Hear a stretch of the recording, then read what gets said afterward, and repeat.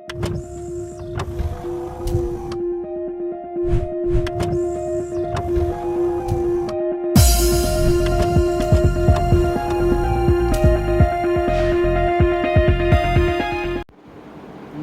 ونصلی علی رسولہ الکریم اما بعد اعوذ باللہ من الشیطان الرجیم انہ لکم عدو مبین بسم اللہ الرحمن الرحیم۔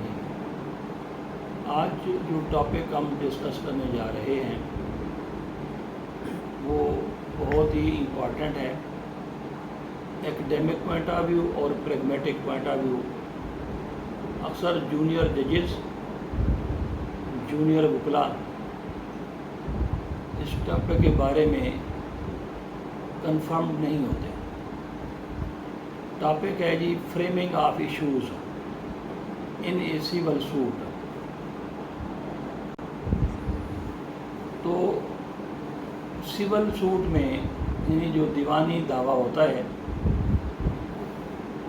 اس میں سب سے پہلے دعویٰ دائر ہوتا ہے جسے آپ پلیٹ کہتے ہیں۔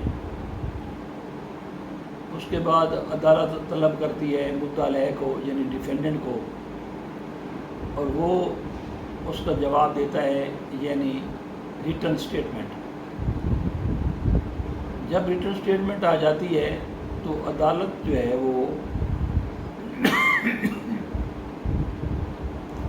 وہ غور و خوض کرتی ہے پلینٹ پر بھی اور ریٹن سٹیٹمنٹ اس پر بھی، کہ کون سے جو نکات تھے، پوائنٹس تھے جو ریز پلینٹ میں کیے گئے تھے، آیا وہ مدعا علیہ یعنی ڈیفینڈنٹ نے ایڈمٹ کیے ہیں یا ڈینائی کیے ہیں۔ جو ایڈمٹڈ ہوتے ہیں ان کو چھوڑ دیا جاتا ہے، اور جو ڈینائی ہوتے ہیں اس پر سوالات نکالے جاتے ہیں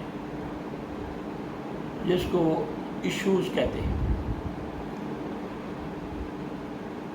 اب یہ ایشوز فیکٹ پر بھی ہو سکتے ہیں، لا پر بھی ہو سکتے ہیں، اور مکسڈ کویسچن اور mixed question of law and fact پر بھی ہو سکتے ہیں۔ اب اگلا مرحلہ آتا ہے کہ ایشوز تو فریم ہو گئے، اب وہ اونس کس پر ہوگا، یعنی پلینٹف کو کیا ثابت کرنا ہوگا اور ڈیفینڈنٹ کو کیا ثابت کرنا ہوگا۔ یہ ایک بہت ہی گمبھیر مسئلہ ہوتا ہے، کیونکہ ایشوز جو ہیں وہ عدالت ہی فریم کرتی ہے، تو جونیئر ججز بھی غلطی کرتے ہیں۔ اس کو مزید کلیریفائی کیا گیا ہے قانون شہادت میں۔ یہ جو اونس ہے یہ بہت ہی اہمیت کا حامل ہوتا ہے۔ پلیڈنگز جو ہیں ریٹن سٹیٹمنٹ اور پلینٹ، اس پر فیصلہ نہیں ہوتا، فیصلہ اسی ایشوز پر ہوتا ہے، یعنی اونس کس پر شفٹ کیا جائے پلیڈنگز کے مطابق۔ آیا اس بات کو، پوائنٹ کو مدعی ثابت کرے گا، پلینٹف ثابت کرے گا، یا ڈیفینڈنٹ کرے گا۔ تو جب کورٹ ایشو فریم کرتی ہے تو اس کے آخر میں لکھتی ہے او پی پی۔ او پی پی سے مراد ہے اونس پار پلینٹف، یعنی یہ والا جو سوال ہے، یہ جو ایشو ہے، یہ مدعی ثابت کرے گا، اور کچھ سوالات اس کے اگینسٹ لکھا جاتا ہے او پی ڈی، اونس پار ڈیفینڈنٹ، یعنی اس کو ثابت کرے گا ڈیفینڈنٹ۔ اور انہی ایشوز پر جو ہے وہ شہادت آیا کرتی ہے، پلیڈنگ پر نہیں۔ اور پلیڈنگز ریٹن سٹیٹمنٹ اور پلینٹ جو ہیں وہ شہادت ہوتی نہیں ہے، بلکہ انہیں شہادت کے ذریعے پروو کرنا پڑتا ہے۔ تو کچھ چیزیں جو کہ ایڈمیٹڈ ہوتی ہیں ان پر یعنی قانون شہادت میں آرٹیکل 113 موجود ہے کہ admitted things need not be proved. Order 12 rule 6 ہے، اس میں بھی ایڈمیشن کا انہوں نے دیا ہوا ہے. جو ایڈمیٹڈ چیزیں ہیں کورٹس جو ہیں وہ آرڈر 15 رول 1 CPC کے تحت جو ہے وہ پہلی پیشی پر بھی دعویٰ ڈگری کر سکتی ہیں اگر وہ ایڈمیٹڈ ہو تو. اب صورتحال یہ ہے کہ ایشوز فریم ہو گئے،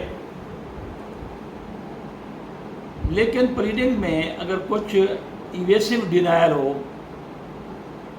مثلا کچھ لوگ جونیئر وکلا لکھتے ہیں کہ غلط ہے، درست تسلیم نہیں ہے. اب آرڈر 8 رول 35 کہتا ہے کہ اسپیسیفکلی ڈینائی اگر نہ کیا جائے تو it will deem to be admitted. اس کو سمجھا جائے گا کہ یہ تسلیم کر لیا گیا ہے. میں ایک مثال چھوٹی سی دیتا ہوں. اے آتا ہے اور وہ کہتا ہے کہ بی نے مجھ سے 20,000 روپے رشوت لی. بی آ کر جواب دیتا ہے کہ مدعا علیہ نے کوئی 20 روپے رشوت نہیں لی. اب آپ بھی ذرا اپنے ذہن پر زور دیں، آیا اس طرح لکھنے سے ایڈمیشن ہے، اس کو تسلیم کر لیا گیا ہے یا انکار کیا گیا ہے؟ تو میجارٹی وکلا اور جونیئر ججز سمجھتے ہیں کہ یہ ڈینائیڈ ہے، اس کو تسلیم نہیں کیا گیا. اگر آپ غور کریں تو یہ ایک طرح کی ایویسو ڈینائل ہے، اسپیسیفکلی اس کو ڈینائی نہیں کیا گیا. 20,000 سے ڈینائی کیا گیا ہے. اس طرح کا جواب جو ہے وہ 20,000 سے ڈینائی کیا گیا ہے. اب ممکن ہے اس نے کوئی بکری لے لی ہو، اس نے کوئی گھی لے لیا ہو، کوئی جوتوں کے بہت سارے جوڑے لے لیے ہوں، یا کوئی کپڑے ہوں، اسی طرح کا کوئی اور غلہ، کوئی اور چیز. تو یہ بہت ہی لینگویج اس سینس میں، کیونکہ ہمارے ملک کا لا کوڈیفائڈ بھی ہے، اور ابھی میں نے آپ کو آرڈر 8 رول 35 CPC کا بھی حوالہ دیا ہے، اس کے تحت جو ہے یہ تسلیم شدہ چیز ہے. لیکن وکلا حضرات اسے اور جونیئر ججز حضرات اسے سمجھتے ہیں کہ یہ انکار ہے. لینگویج جو بڑی ڈیفیکلٹ فینامینل ہوتی ہے، تو ایشوز جو ہیں وہ اس لیے کیے جاتے ہیں کسی پر. اس کے اگینسٹ کریمنل کیس میں آپ دیکھیں کہ ایک شخص آتا ہے، وہ کہتا ہے میرے بھائی قتل ہو گیا ہے. اب شہادت میں یا جو انویسٹیگیشن پولیس کرتی ہے اس میں پلی لیتے ہیں کہ میں تو اس وقت تھا ہی لاہور میں یا مری کے ہوٹل میں تھا. تو اب یہ جو اونس ہے وہ شفٹ ہو جائے گا. حالانکہ جو کیس کریمنل کیس ہے اس کے تحت باؤنڈ ہے پراسیکیوشن وہ ثابت کرے. اب اگر ایکیوزڈ آ کے یوں کہہ دے کہ جی میں تو فلاں جگہ تھا، no he is duty bound to prove that. اب یہ اونس اس پر شفٹ ہو جائے گا. اگر وہ اس کو ڈسچارج کر گیا اپنے اس اونس کو تو وہ بری ہو جائے گا. یہ جو ہے اونس جو ہے یہ ایک کیس میں مختلف فیکٹس کے حساب سے، سرکمسٹانس کے حساب سے شفٹ ہوتا رہتا ہے. تو یہ بہت ہی اہمیت کی حامل چیزیں ہوتی ہیں، اور وکلا حضرات کو محنت کرنی چاہیے، خصوصی جونیئر وکلا جو ہیں. اس طرح نہیں ہے کہ سلیب شیڈ مینر میں آپ لکھ دیں اور پتہ چلے کہ جناب وہ کسی سینئر جج کے پاس لگ گیا ہے، تو وہ تو پھر دیکھیں گے اس چیز کو. اور یہ اصل میں یہ بیسمنٹ ہوتے ہیں، اور یہ ایشو فریم کرنے ہوتے ہیں. بعض اوقات ججز رش آف ورک میں، جلدی میں، یا تو اونس غلط شفٹ کر بیٹھتے ہیں یا کرتے نہیں ہیں. بعض اوقات جس طرح ہوتا ہے کہ بغیر ایشو فریم کی شہادت طلب کر لی جاتی ہے، وہ بھی کیسز ہم نے دیکھے ہیں. تو بہرحال ہر لحاظ سے جونیئر وکلا حضرات کو چاہیے کہ اپنی اسٹڈی رکھیں اور کپلڈ ود جو ایویڈنس ایکٹ ہے ہمارا قانون شہادت آرڈر، اس کو ساتھ رکھتے ہوئے جب تک ایشو صحیح فریم نہیں ہوں گے شہادت صحیح ایڈیوز نہیں ہو سکے گی. جب شہادت ایڈیوز صحیح نہیں ہو سکے گی تو فیصلہ بھی درست نہیں ہوگا. پھر یہی وجہ ہے کہ پھر اپیلیں ہوتی ہیں اور اپیلوں میں جا کر جناب یہ کہا جاتا ہے کہ جی ایشو ہی فریم صحیح نہیں ہوئے اور انہوں نے یہ ایشو فلاں غلط اس کا انہوں نے شفٹ کیا ہے. تو پھر بعض اوقات پھر اپیلٹ کورٹ جو ہوتی ہے وہ خود شہادت لے لیتی ہے یا پھر وہ ریمانڈ کر دیتی ہے کہ جناب دوبارہ ایشو صحیح فریم کیے جائیں اور دوبارہ شہادت لی جائے اور اس کی بنیاد پر کیس کا فیصلہ کیا جائے. تو اس سے بچنے کے لیے ضروری ہے کہ اسی کو شروع میں ڈیپتھ میں دیکھ لیا جائے تاکہ کسی قسم کے مسائل نہ ہوں.